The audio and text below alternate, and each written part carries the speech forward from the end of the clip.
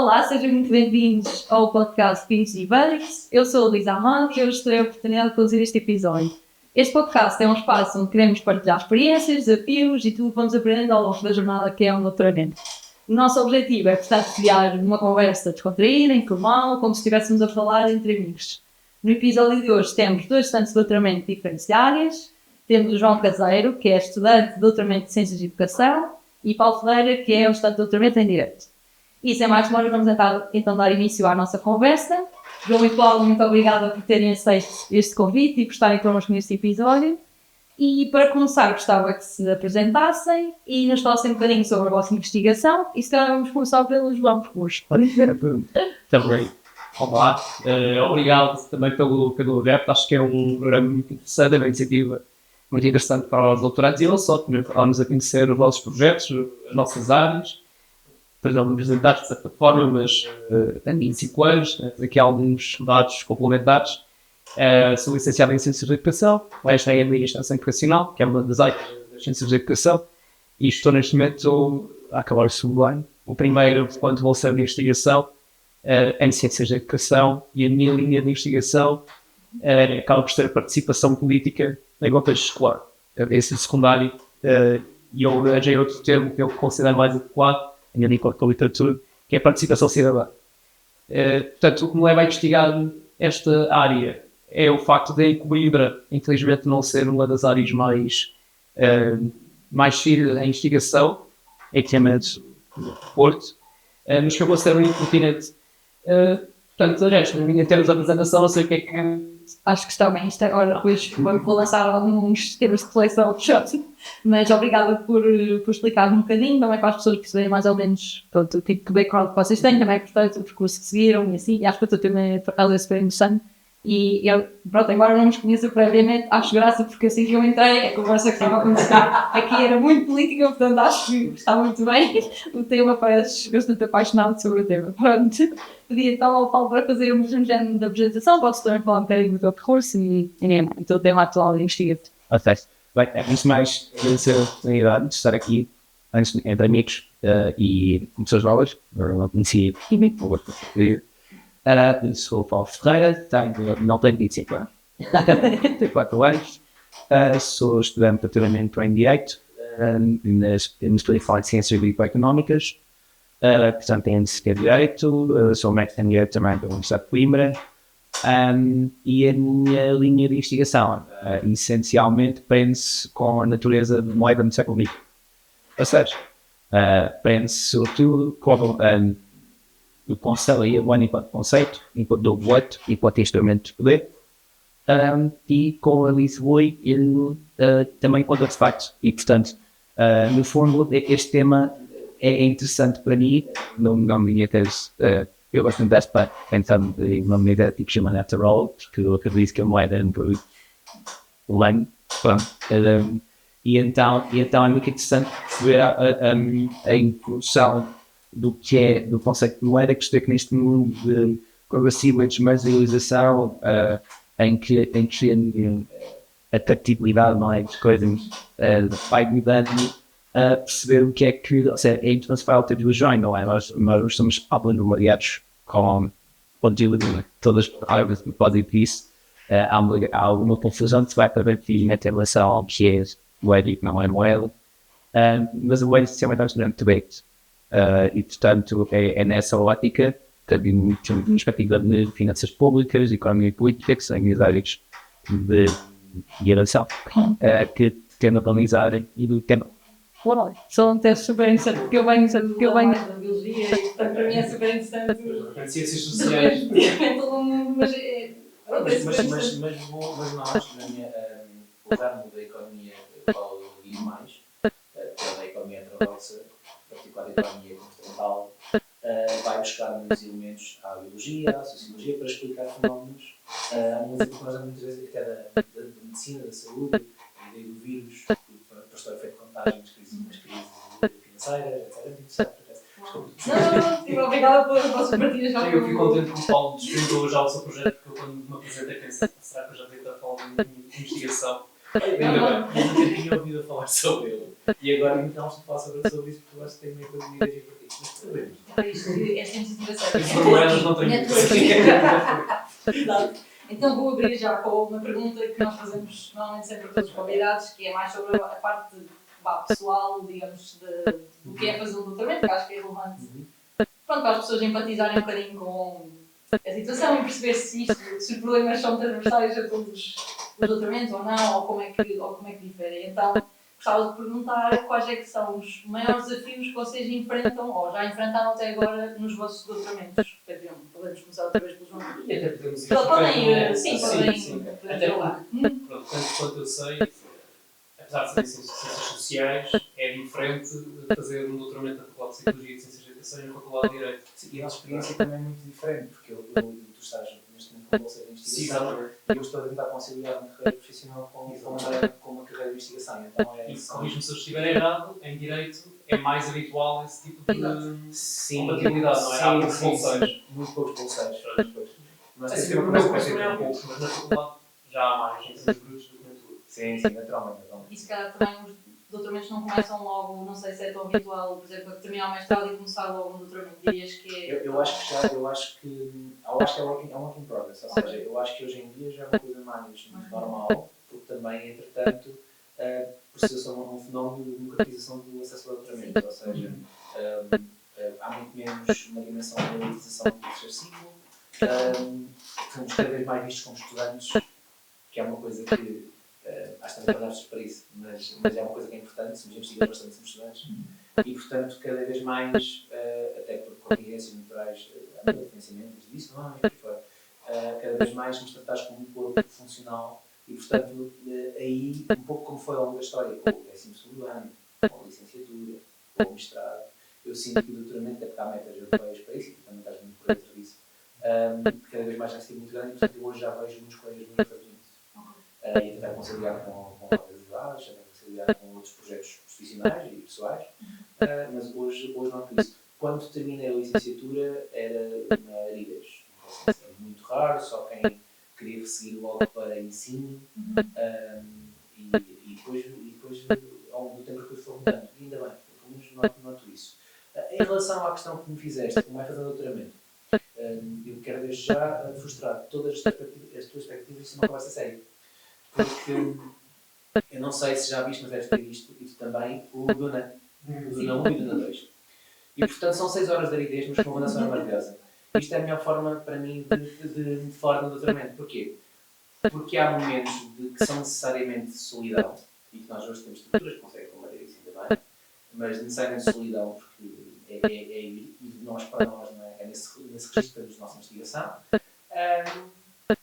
Portanto é uma terceira do zero.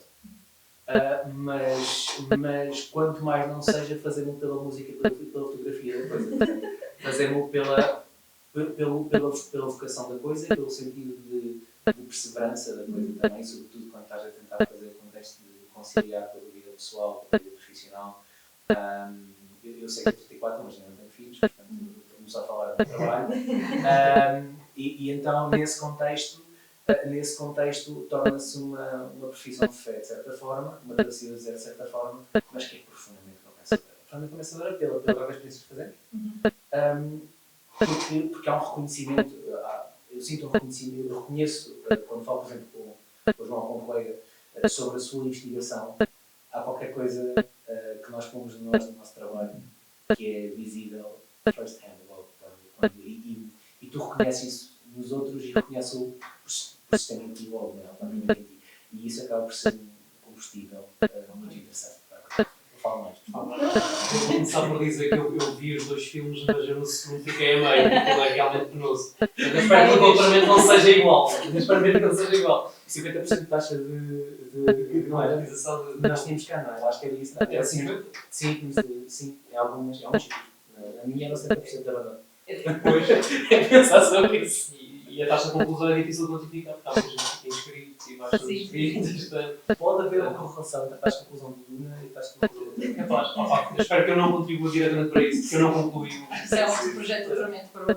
Não para mim. Só para Mas sim, tu caracterizaste bem o que é um processo de doutoramento. estou no segundo ano, já verifico isso. Eu comecei, não tinha bolsa. Aliás, os doutoramentos têm estruturas diferentes, vamos dizer, como é em direito.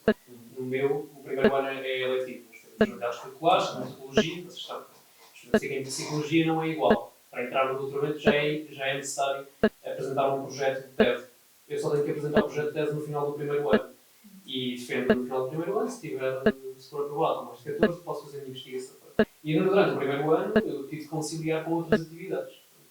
Na sessão académica, na primeira metade, com as aulas, e depois o resto do segundo semestre com a atividade profissional. Depois lá ganhei a bolsa da FCT e felizmente estou só a fazer o doutoramento, que é muito melhor em termos de compatibilidade. Quer dizer que tu compreendes o que eu estou a dizer, mesmo só em termos de execução, de poder pensar as coisas, fazer, porque imaginar como tive de fazer a determinado ponto e como o Paulo tem de fazer, conciliar o trabalho com o doutoramento, não é que não se faça, mas é complicado.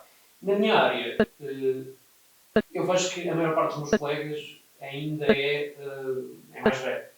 Ou seja, professores, temos muito público internacional que vê Coimbra e a Universidade de Coimbra e o doutoramento em Ciências de Educação como uma oportunidade para enriquecer os seus currículos também nos seus países, e muitos professores que veem também o meu doutoramento com bons olhos, por uma questão de progressão da carreira, por outro tipo de carreiras, também eventualmente, mas já estão numa fase de vida mais avançada, digamos assim. Contudo, vejo também mais colegas optar pelo doutoramento de seguida, ou quase de seguida, porque por questão de necessidade, por uma questão de carreira também, e também porque eu acho que, e foi isso que me fez optar por escolher o doutoramento de seguida, que quem gosta de investigar e quem gosta de pensar os temas e não quer estar tão preso a uma determinada área, faz mais sentido. Porque eu só, para resumir, em Direito nós pensamos, ok, és licenciado em Direito, és jurista. Depois tiras um mestrado em Forense, seja lá o que for, e ficas especialista numa área e fazes o teu estágio para a ordem, vais para a ordem. Em Ciências de Educação não é assim. A nossa principal atividade de emprego acaba por ser na área da formação. Alguém que queira realmente trabalhar na área da formação faz sentido ser licenciado em Ciências de Educação, eventualmente mestre. Depois há muitas áreas sociais, nós sabemos como é que, em termos de empregabilidade, instituições sociais funcionam e que tipo de incentivos é que existe para uma pessoa também trabalhar nessa área. No meu caso, eu optei mais por uma parte de políticas públicas, políticas educativas, administração, por isso é que eu escolhi logo também o mestrado em administração educacional, para poder, de certa forma, especializar-me nesta matéria dentro das ciências de educação, e eu já tinha essa ideia de continuar para doutoramento, porque aquilo que eu quero fazer é investigar, é escrever, eventualmente dar aulas, mas no fundo é contribuir desta forma para a minha área científica. E eu vejo cada vez mais pessoas novas, digamos assim, diretamente da licenciatura de mestrado, também com essa ambição. E porque de facto é uma carreira muito diferente. Enquanto que eu vejo, por exemplo, em Direito, é um trabalho ainda mais moroso, ainda mais longo fazer um doutoramento. Vejo, não só pelo caso do Paulo, mas para os vários colegas que conhecemos aqui em Direito, na minha faculdade, eu diria que para quem é mais novo não demora tanto, mas a nossa, não é a taxa de conclusão, mas o nosso tempo médio de conclusão não deve andar muito diferente do vosso, talvez um pouco mais pequeno. Provavelmente. Porque, como precisamente como eu disse, são pessoas que trabalham, que estão em escolas, que têm outro tipo de atividade e o doutoramento é complementar, também demora muito tempo. Sim, há quem faça em tempo parcial também, não Exatamente. essa opção. Então, do que eu percebi, o teu desafio, ou pelo menos da tua metáfora do filme do Ney, tem mais a ver com a questão, não é da solidão, mas acaba por ser um trabalho, não é, que é muito pessoal, não é? A pessoa que dirige o seu próprio projeto, apesar de ter a equipa de orientadores, ou o que seja, mas... E no nosso caso não temos isso. Ok, isso é... Pronto. O nosso é um diálogo muito forte com o nosso orientador, mas é um trabalho profundo de reflexão. Exato. Portanto, não é normal fazeres um doutoramento em ambiente laboratorial. Não existe um conceito Sim, necessariamente não de ambiente faz. laboratorial. Exato. Podes fazer, não é isso, mas não é o... Exato. Não é... Deixa-me só dizer uma coisa. Sim, sim. Falaste da questão do tempo parcial, mas independentemente de estares inscrito de tempo parcial ou Sim, integral, ou trabalhar ou teres bolsa, a tese tem que ser feita e bem feita. Portanto, Sim, o trabalho... isso por causa da questão do tempo de Sim, conclusão, sim, não é? Que às vezes, ok, pode demorar 8 anos, mas foi em tempo parcial, Sim. é normal que demore mais tempo. Claro. Pronto, mas queria fazer um bocadinho, pronto, porque do que eu percebi, tiveste o primeiro ano letivo, também no nosso caso também funciona assim, Mas o que difere é que tu, ou seja, não tinhas o projeto já definido quando começaste o período letivo. Pronto, entretanto, acho que disseste que estavas no segundo ano, não sei, já tiveste algum tempo a começar também a parte do projeto e também te queria perguntar o mesmo, o que é que tu sentes até agora, que é o teu maior desafio? Sentes que também te relacionas com esta... Há semelhanças, porque pronto, no meu curso também não é obrigatório estarmos num contexto de centro de investigação ou de laboratório, fisicamente, todos os dias, ou uma equipa, não, também é solitário nesse sentido. A relação com o orientador acaba por ser mais próxima, portanto, depende muito da pessoa, também, do professor que está a orientar, mas no meu caso há uma relativa celeridade nos processos e na marcação de reuniões e de conversas, há essa facilidade. Agora, em termos de projeto, eu quando entrei no meu doutoramento eu já tinha uma ideia do que é que eu queria fazer. Sabe? Não sabia se ia, vou estudar no ensino secundário, vou estudar os mecanismos de participação, de que forma é que participam, como é que eles percepcionam essa participação, os professores idem, que relação é que isso tem com a escola e com o meio. Isto eu fui talhando durante o primeiro ano. É para isso que serve o primeiro ano. Há pessoas que chegam que não têm ainda nenhum projeto, nenhuma ideia, só sabem que quero fazer investigação e quero fazer neste ramo.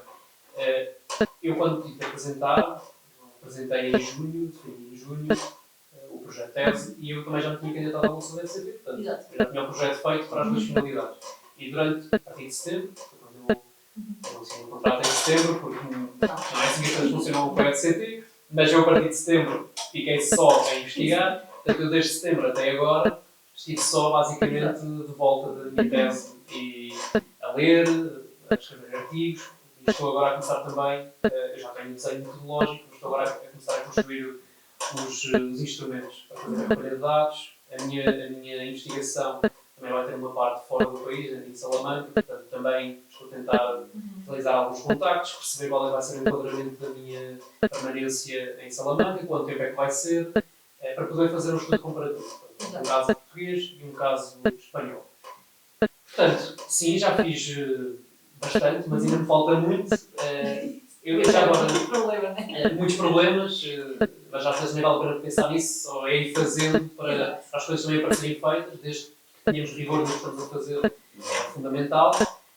Mas já agora uma coisa que eu acho que é interessante e pode ser diferente do Paulo, e eu acho que é diferente do Paulo, na verdade. Também já tinha falado com ele do projeto dele e acho que, por aquilo que me explicaste, o que já disseste aqui, é diferente. Nós temos a hipótese de fazer a tese de várias formas, a tese mais tradicional, clássica, livro, corrido, com capítulos. Temos também a possibilidade de fazer por artigos. A minha tese vai ser por artigos. Portanto, no meu projeto de tese eu tinha previsto 5 artigos, sendo que os 2 primeiros eram essencialmente teóricos, revisão sistemática, revisão de literatura. Outros 2 que eram, em concreto, a recolha dos dados e a sua análise e o final da discussão. Portanto, eu posso dizer que neste momento tenho o primeiro pronto para sair, basta o meu orientador fazer a revisão e dar o remate final. O segundo também está muito adiantado. Entretanto, o segundo deu 2, portanto tenho um problema em mãos, porque não sei o que é que vou fazer, porque era um assunto em específico e eu entusiasmei e comecei a fazer uma análise comparativa de 2 relatórios da avaliação externa de escolas e entretanto eu percebi que... Porquê? Sim, é verdade. Ainda bem. Eu tinha basicamente em mãos uma revisão de documentação internacional da OCDE, da Unesco, diretrizes da União Europeia, e depois dentro de Portugal o que é que se fez com aquilo, e depois tinha o perfil dos alunos a sair da escolaridade obrigatória, e depois eu descobri que em Espanha também havia um perfil dos alunos a sair da escolaridade, e depois percebi que era porreiro analisar também os relatórios de escolas para perceber como é que é a avaliação externa. Pronto, e comecei a perceber, isto é muita coisa, então fiz 2. E tenho este problema neste momento, porque quando nós estamos principalmente nestas áreas, eu creio que és biologia, não é? Disseste há pouco. Sim, agora estou mais na parte de neurociências, mas é mais esse background para ser. Mesmo em ciências laboratoriais acontecerá o mesmo, que é, mas nós temos um objeto e esse objeto depois tem determinadas componentes que nós não estávamos a contar. Sim. E isso faz-nos, não é mudar a investigação por completo, mas se calhar alterar alguns dos pontos que nós tínhamos previsto inicialmente. Sim. E esse, acho que é respondendo à tua questão, acho que é o principal desafio que eu tenho. É o facto de eu costumo ouvir muitas pessoas, tanto em doutoramento como já doutoradas, a dizer, especialistas, doutorados em Direito, em Ciências de Educação, em Psicologia, a dizer que sabem muito pouco daquela área. Porque, de facto, quando se começa a investigar cada vez mais, Sim, percebes olha. que há mais coisas para saber. Sim, E assim que é isso que me está a acontecer neste momento. E tem alguma dificuldade em funilar, mas é perceber que há mais e mais e tem que tomar escolhas Sim. quando parece tudo importante. E às vezes depois, e a curiosidade depois aguça, né? E a pessoa até começa a ter mesmo interesse por aquilo, nem é uma questão de isto ser interessante, é eu quero saber, né? Sim. E isso, mas por um lado é bom manter essa, pronto, isso é super interessante, apesar de trabalhoso, mas... Não é tão eficiente. Eu estou com esse problema também. Mas o meu caminho é muito diferente. Só complementando também um pouco, o caminho é um bocado diferente, porque, curiosamente, eu quando. Eu nunca. Eu nem sequer tinha pensado em fazer mestrado. Depois fiz mestrado e pensei inicialmente em fazer uma coisa mais prática. E depois, por acaso, tive uma orientadora maravilhosa que me pôs completamente à vontade para poder fazer uma tese que eu queria fazer, que era sobre a educação. E me interessa literalmente uma análise crítica do viés, uma tese de mestrado. E pá, ficou muito bem, e tanto eu defendo a tese num dia e inscrevi-me. 1, 2, 3. Não. Está igual. Ok. Olá, sejam muito bem-vindos ao podcast PhD Buddies. Eu sou a Luísa Amado e hoje terei a oportunidade de conduzir este episódio. Este podcast é um espaço onde queremos partilhar experiências, desafios e tudo o que vamos aprendendo ao longo da jornada que é um doutoramento. O nosso objetivo é, portanto, criar uma conversa descontraída, informal, como se estivéssemos a falar entre amigos. No episódio de hoje temos 2 estudantes de doutoramento de diferentes áreas. Temos o João Caseiro, que é estudante de doutoramento de Ciências de Educação, e Paulo Ferreira, que é um estudante de doutoramento em Direito. E sem mais demoras, vamos então dar início à nossa conversa. João e Paulo, muito obrigada por terem aceito este convite e por estarem connosco neste episódio. E para começar, gostava que se apresentassem e nos falassem um bocadinho sobre a vossa investigação. E se calhar vamos começar pelo João. Então, olá, obrigado também pelo REPT. Acho que é um programa muito interessante, é uma iniciativa muito interessante para os doutorandos e não só, também para darmos a conhecer os nossos projetos, as nossas áreas. Já me apresentaste de certa forma, mas tenho 25 anos, mas aqui alguns dados complementares. Sou licenciado em Ciências da Educação, mestre em Administração Educacional, que é uma das áreas das Ciências da Educação, e estou neste momento a acabar o segundo ano. O primeiro, enquanto bolseiro de investigação, em Ciências da Educação, e a minha linha de investigação acaba por ser a participação política em contexto escolar. Portanto, esse secundário, e eu arranjei outro termo que eu considero mais adequado, também de acordo com a literatura, que é a participação cidadã. Portanto, o que me leva a investigar esta área é o facto de em Coimbra, infelizmente, não ser uma das áreas mais seguidas em investigação, em detrimento do Porto, mas que eu considero muito pertinente. Portanto, de resto, em termos de apresentação, não sei o que é que... Acho que está bem. Isto agora depois vou lançar alguns temas de reflexão. Mas obrigada por explicar um bocadinho, também para as pessoas perceberem mais ou menos pronto, o tipo de background que vocês têm, também, portanto, o percurso que seguiram e assim. E acho que o teu tema, por acaso, é super interessante. E eu, pronto, embora não me conheça previamente, acho graça, porque assim que eu entrei, a conversa que estava a acontecer aqui era muito política, portanto acho que está muito bem o tema, pareces bastante apaixonado sobre o tema. Pronto. Pedi então ao Paulo para fazer o mesmo género de apresentação, podes também falar um bocadinho do teu percurso e o teu tema atual de investigação. Ok. Bem, antes de mais, agradecer a oportunidade de estar aqui, entre amigos e com pessoas novas, não conhecia algumas pessoas. Eu sou o Paulo Ferreira, não tenho 25 anos, tenho 34 anos, sou estudante de doutoramento em Direito, na especialização em Ciências Bioeconómicas, portanto tenho licenciatura em Direito, sou mestre em Direito também pela Universidade de Coimbra, e a minha linha de investigação essencialmente prende-se com a natureza da moeda do século XX, ou seja, prende-se sobretudo com o conceito, a moeda enquanto conceito, enquanto objeto, enquanto instrumento de poder, e como ele evolui também enquanto artefacto. E, portanto, no fundo, este tema é interessante para mim, no nome da minha tese. Eu gosto muito de artefacto, então o nome da minha tese é que chama After All, porque eu acredito que a moeda é um produto humano. Pronto. E então é muito interessante perceber a evolução do que é do conceito de moeda e perceber que neste mundo de progressiva desmaterialização em que a tactilidade, não é, das coisas vai mudando, perceber o que é que, ou seja, é importante para a alta religião, não é? Nós hoje somos altamente bombardeados com confusão que se vai perdendo, felizmente, em relação ao que é moeda e o que não é moeda. Mas a moeda é essencialmente um instrumento de poder. E, portanto, é nessa ótica, portanto, numa perspectiva de finanças públicas, de economia política, que são as minhas áreas de eleição, que pretendo analisar o tema. Uau, são até super interessantes, porque eu venho do ramo mais da biologia e, portanto, para mim é super interessante. De repente, ciências sociais. De repente, todo mundo. Mas Mas nós, o ramo da economia a qual eu ligo mais, que é da economia heterodoxa, em particular da economia comportamental, vai buscar muitos elementos à biologia, à sociologia, para explicar fenómenos, mas nós muitas vezes até da medicina, da saúde, e do vírus, para o efeito de contágio nas crises financeiras, etc. É muito interessante. não, obrigada pelas vossas partilhas. Eu fico contente que o Paulo desvendou já o seu projeto, porque eu quando me apresentei pensei, será que eu já devia estar a falar de minha investigação? Ainda bem, eu nunca tinha ouvido a falar sobre ele. E agora então estou a falar sobre isso, porque eu acho que tenho meio coisa de ideia para isso. Esta iniciativa Isso não é, não tenho. Exato. Então vou abrir já com uma pergunta que nós fazemos normalmente sempre a todos os convidados, que é mais sobre a parte pessoal, digamos, do que é fazer um doutoramento, que acho que é relevante.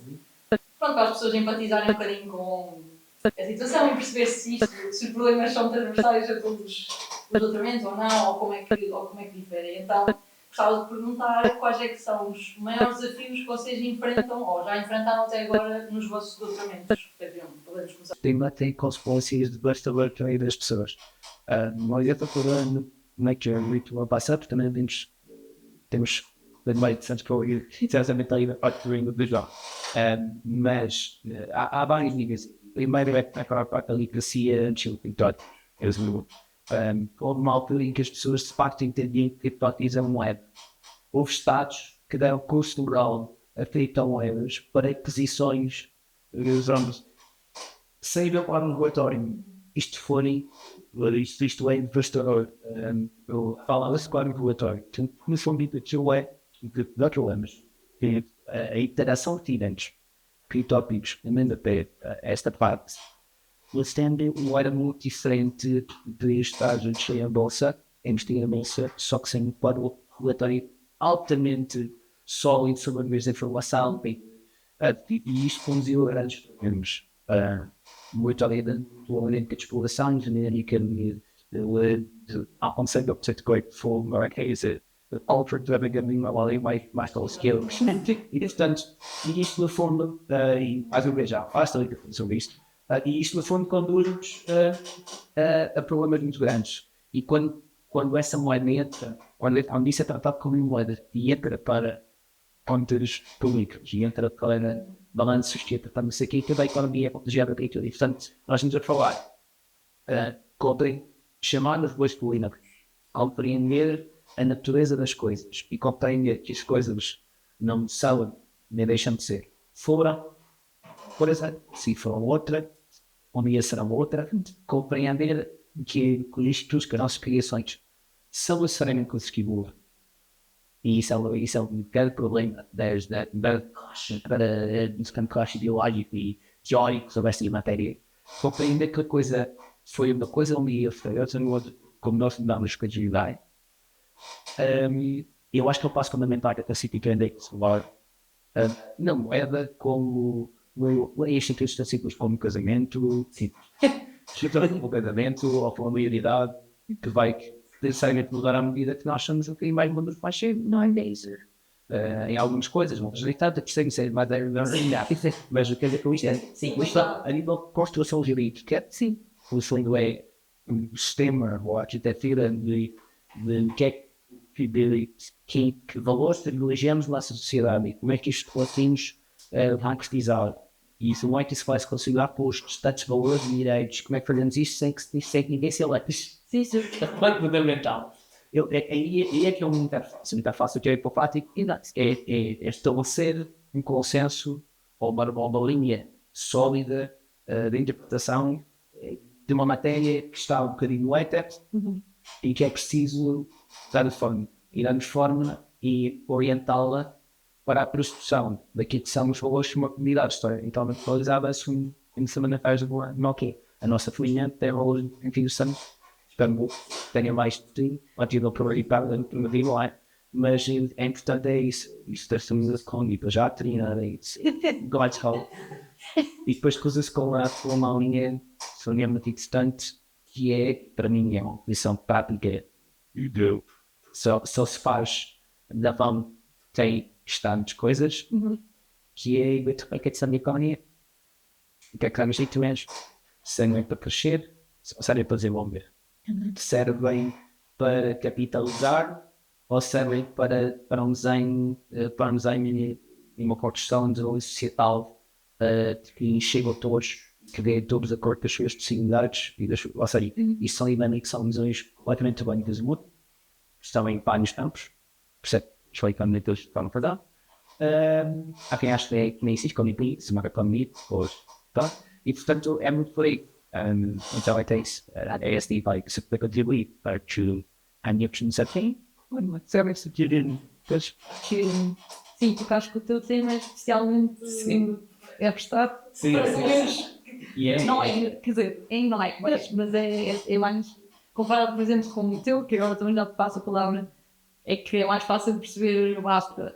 Tirar os componentes abstratos. Exato, exato. Pronto, mas peço também para partilhar um bocadinho qual é o teu Passar a escuridão. Exato. Mas eu acho que há necessariamente a tese de Paulo, que ele explicou bem as mesmas teses, cada vez mais abstratas, trazem um atributo para claro, na minha linha é isto, não seja para nos ajudar a perceber melhor esse campo. Eu parto de uma prática, para a teoria, que é a tese, para tentar virar a prática, na verdade. Vou partir de uma coisa que o Paulo disse, que eu considero interessante, que é o oco das mudanças, neste caso da moeda, na forma como nós, como nós encaramos as realidades que temos ao nosso dispor. E existe na educação um discurso em particular, que depois se consubstancia de uma forma diferente, dependendo dos agentes que estão a decidir sobre o mesmo, mas que é a necessidade de formar a escola, as mudanças que se impõem à sociedade e consequentemente à escola, de forma a que a escola se adapta para essas mudanças, para capacitar os alunos para enfrentar essas mesmas mudanças e os desafios que ainda não conhecemos. E, portanto, coloca-se estas duas questões centrais, a meu ver, que é, por um lado, de forma a nós podemos ter uma escola mais adaptada, que corresponda às necessidades atuais e futuras, também de que forma que as próprias escolas podem desempenhar esse papel emancipador para os alunos, não só do ponto de vista dos saberes essenciais, da matemática, das línguas, da história, mas também da capacidade cidadã do próprio aluno, ao longo da sua existência, se adaptar às circunstâncias. E estes discursos que existem em relação às mudanças, à escola, aos desafios sociais, são discursos nacionais e internacionais. Como eu disse há bocado, uma das partes da minha tese é ler uma edição internacional, relatórios a ler. Isso há por ser fazendo-nos de tempo a tempo. O último foi dirigido com a coordenação de Artes Painal, que é doutorado em Educação, e apresenta precisamente uma visão muito interessante sobre a mudança. Aliás, o relatório chama-se Reimaginar o nosso futuro juntos, o novo contrato social para a educação. Nada pouco ideológico também para o próprio tipo. Mas é interessante, porque não é só por ser ideológico, é claro a intenção. E quando nós vamos analisar o documento, e se compararmos, por exemplo, com documentos da OCDE, e que tem muitos sobre educação, não falo só dos relatórios PISA ou do PIAC, aliás, aprendizagens ao PIAC também avalia o desempenho dos adultos, também nas várias áreas de literacia, mas faz outros documentos, traz-nos relatórios também sobre os desafios sociais e sobre competências, e a OCDE usa uma expressão específica que é competências socioemocionais, e este tipo de palavras e são suportados por um discurso idêntico, que é o discurso da mudança, dos desafios, das alterações que são impostas nas escolas. Depois são substanciadas nestas formas diferentes de olhar para as respostas que a escola deve dar. E, em fundo, aquilo que eu procuro fazer é perceber de que forma é que os discursos políticos, seja em relatórios, seja depois, ou seja, também internacional, seja a nível nacional, acabam por dar forma à legislação que existe. Que legislação é que existe? Que palavras é que escolhem também e que forma depois é operacionalizar. E isso eu percebi bem. Sim, É porque exatamente, importa muito isso, importa muito. E nós temos, menos com aquele que eu disse há pouco, que chegou a ser por ela obrigatório, que quando chega e é implementado, se constitui como central para os políticos e para a forma como os professores organizam a escola e que não é o único. Vou dar só, vou tentar me estender também. Eu pouco sempre as como ao Paulo também, de falar muito entusiasmado. Mas existem outros momentos que são implementados por valorismo. Obrigado. Não, é o risco, não estava a dizer que se foi este. Eu acho que é interessante nós planarmos estes temas, trabalhamos sequer.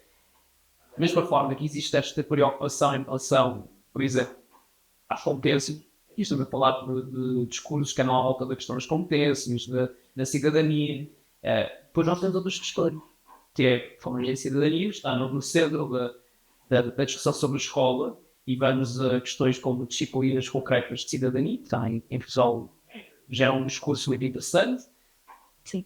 desde o ponto de vista clínico superficial, mas também a implementação de creche lei como a 54 de 2018, que é um decreto-lei sobre a escola inclusiva, que altera a forma como a escola está construída em termos de recursos e em termos até de concepção das necessidades dos alunos.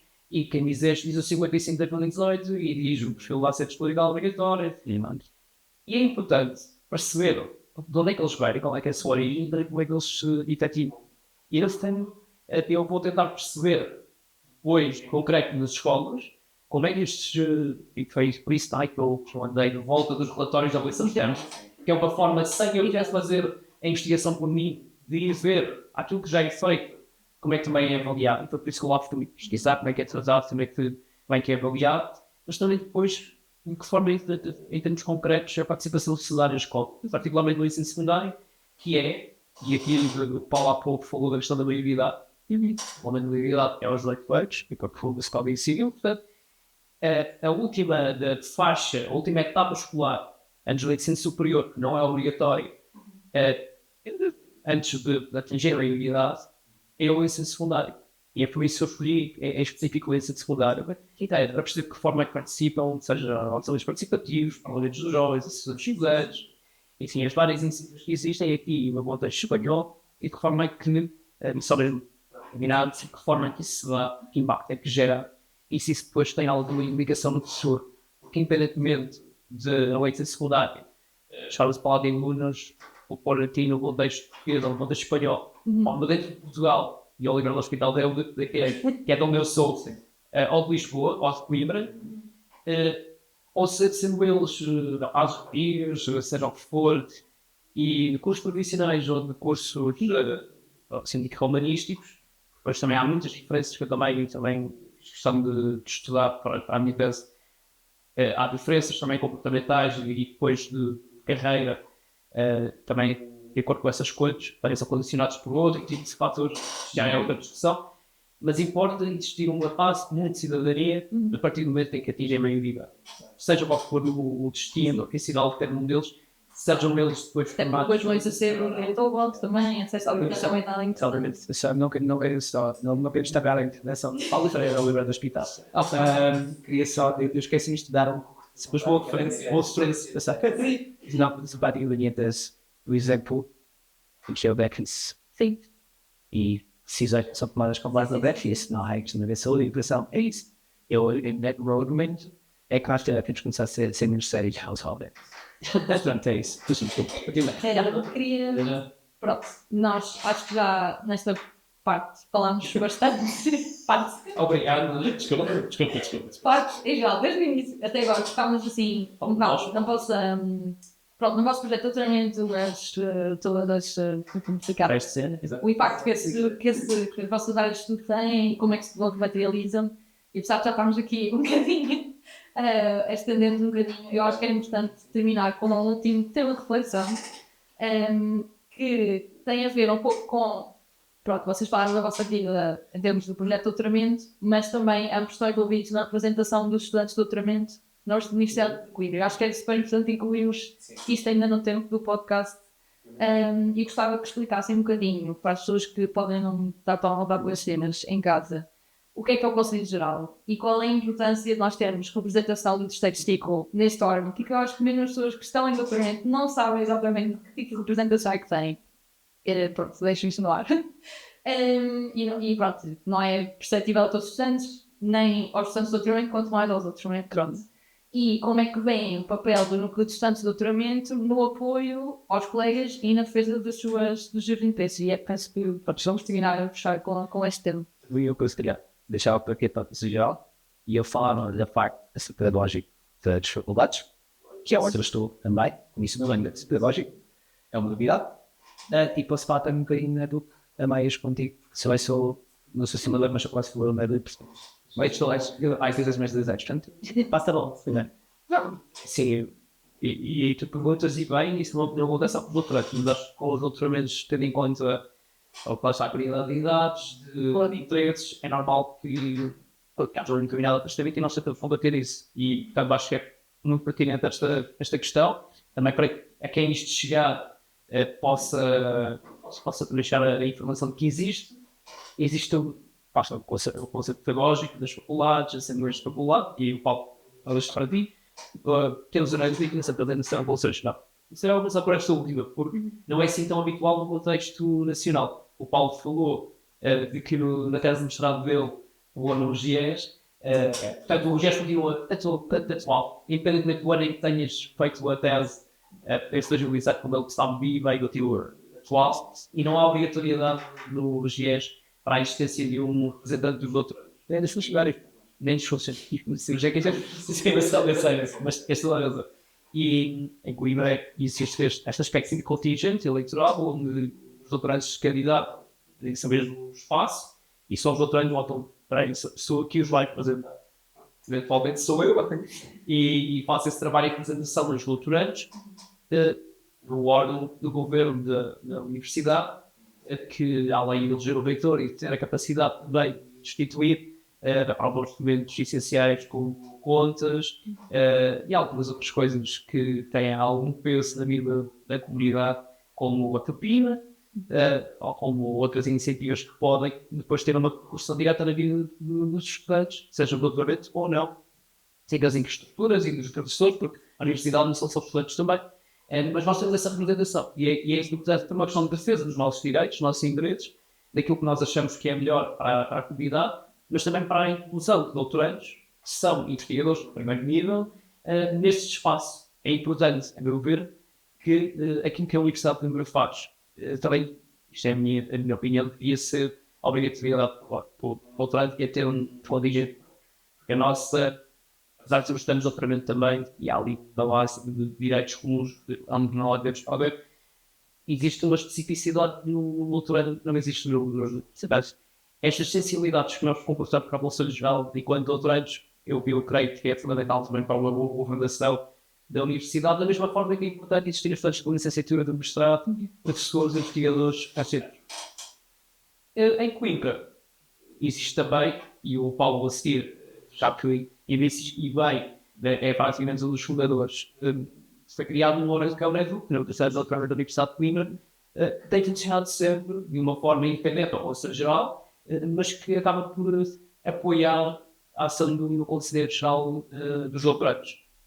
É um grupo que conta com professores doutorandos de toda a Universidade de Coimbra, das várias faculdades, acaba por servir também, muitas das vezes, como espaço de auscultação da comunidade de doutorandos, através dos nossos redes sociais, ou sem e-mail, e também de difusão de informação, dar a conhecer os apoios que existem, as iniciativas, promovemos eventos como o Seminário de Saúde Mental, e damos apoio a outras iniciativas, colaboração, por exemplo, com o Peixe e com outras formas de interesse para os doutorandos.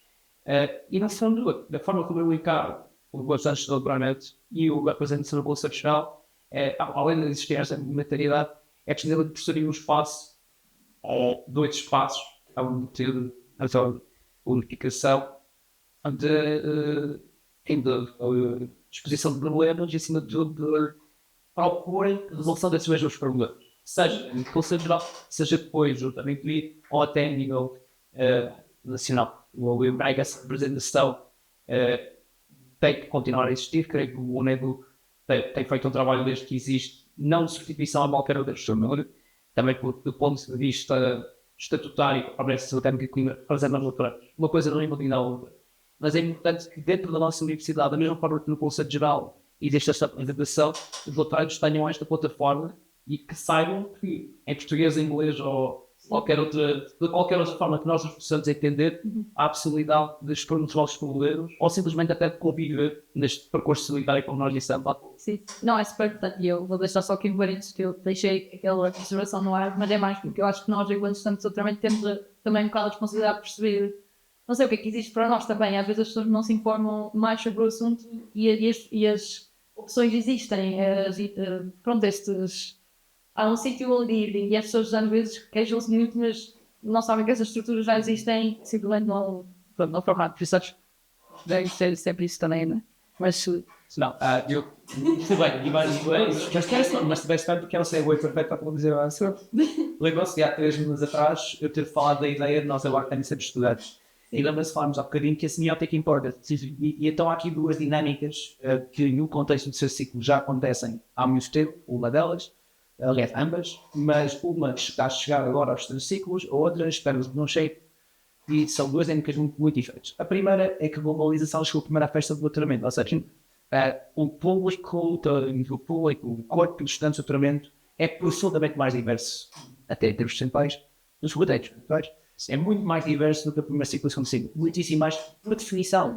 E queremos isso também porque queremos ter uma universidade cosmopolita. E, portanto, desse ponto de vista, e nós conhecemos dinâmicas de inclusão e as dinâmicas de criação de relações, quer dizer, nós acabamos, os estudantes de doutoramento, porque o doutoramento é uma tradição de falar, e por outro lado, porque a barreira cultural, a linguagem, a barreira do próprio tempo e do espaço que nós temos a descobrir-nos a nós e descobrir-nos a nossa comunidade e quando nos doutoramento é fundamentalmente mais compacto e o que pensamos. Portanto, desse ponto de vista,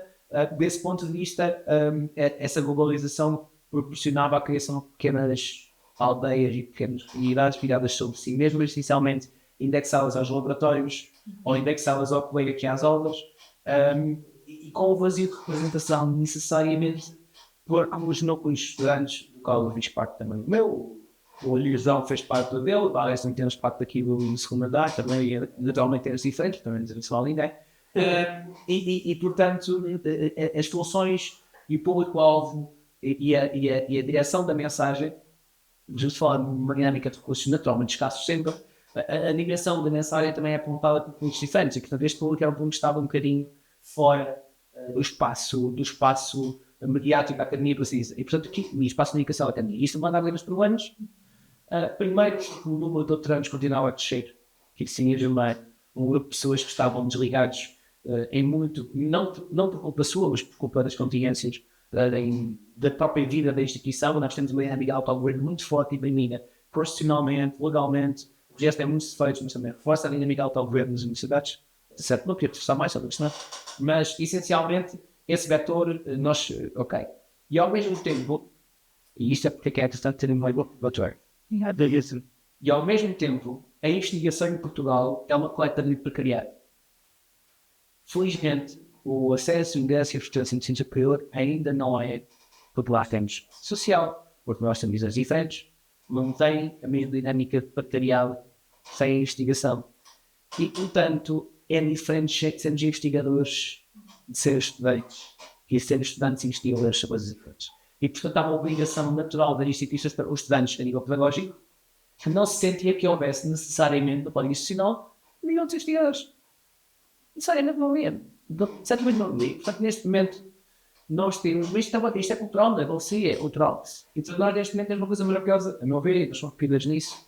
Temos depois o zero, depois vou passar um bocado abaixo no final, mas muito rapidamente, nós neste momento temos pontos de representantes, de terceiro círculo, nos cursos pedagógicos. Isso é fundamental, porque todos nós falamos, não tem o ano de ninguém. Sim, todos nós falamos de dinâmicas de planeamento. Mas como nós não temos escolas doutorais, não tínhamos escolas doutorais, agora temos. Obrigado, Edu. Yes, eu estou usando a book, very isto, obrigado, escrever. Como nós não tínhamos essas escolas doutorais, nós não temos necessariamente regulamentos que estipulem mínimos de acompanhamento. Por exemplo, como não tínhamos necessariamente uma grande preocupação, sobretudo em escolas ou em dinâmicas de cursos onde não há tanta dinâmica material, não tínhamos necessariamente um pedagógico pedem-se sábados, um pedagógico pedem-se tens avaliação, um pedagógico pedem-se e, portanto, discutem-se esse ponto. E isso era fundamental numa escola política em uma tradição muito grande. Primeiro, antes do espírito crítico. Segundo, grande combate sobre a teoria das relações pedagógicas, entre os maravilhosos episódios, era fundamental nós termos uma voz nesse espaço também. E essa voz diferenciada, naturalmente, pessoal que sempre sabe dizer, mas que é pessoal que sempre tem que ser terra. Ou então a pessoa que tem a sequência de investigação perfeita, que é antes para ser inverno. E, portanto, eram dinâmicas muito diferentes. E, portanto, desse ponto de vista, há um caminho de aquisição de direitos, ou de exercício, de capacidade de exercício de direitos pelos estudantes e investigadores, quem somos estudantes e investigadores, parte de um master urna e coesa. Felizmente, hoje já começamos a pensar até a nível de forma de financiamento, mas passar bem termos pesos, não é? E, portanto, estarmos nesses sítios é fundamental. Aliás, mais uma vez, passando um bocado abaixo à nossa mata graça, que é a nossa tecnologia, a nossa split dela de teoria, mas temos expectativas muito grandes, por exemplo, em relação ao próprio desformante do projeto de dissertação. Temos grandes avanços. O tempo parcial, por exemplo, o avanço brutal que fizemos a noite, e não estava ali técnico como Jesus, mas também não havia uma maldade, quer dizer, havia uma barreira ou um entrave que nós facilmente jogamos a medo. Estes avanços são fundamentais. É possível, nós somos suspeitos nisso, mas é possível transformar a justiça para a nossa participação cívica, assistida, politizada, não politizada, não precisamos ser mais politizada do que isso na académica, quer dizer, não é por aí. É possível mesmo que a vigilância, é possível trazer melhores condições para todos e é possível criarmos uma comunidade mais inclusiva, mais integrada, e o network tem sido fundamental, na minha opinião, fundamental nesse processo. E portanto, vai feito mais uma tarefa muito bem e querer não só as pessoas possam ver este trabalho. Acho que acabamos aqui numa nota muito positiva, muito boa. Pronto, gostava de agradecer muito pelas vossas partilhas, sublinhar esta questão de que ambos somos tanto doutoramento que se dedicam um bocadinho para além, a coisa para além do vosso próprio projeto. É possível, há tempo para tudo. Mas já. Pronto, e portanto agradeço-vos muito por terem vindo, por terem aceito o convite. E assim encerramos aqui nesta nota tão feliz. Obrigado. Foi sempre bem. Casa própria, né? Está bem, mas é diferente. Pronto, fica então encerrado este episódio do PhD Buddies. Vemo-nos no próximo. Pronto, e depois estão sempre convidados a seguir o Innovation nas redes sociais. Na grupo, eles sabem que existe. Agora, Sigam-nos. portanto,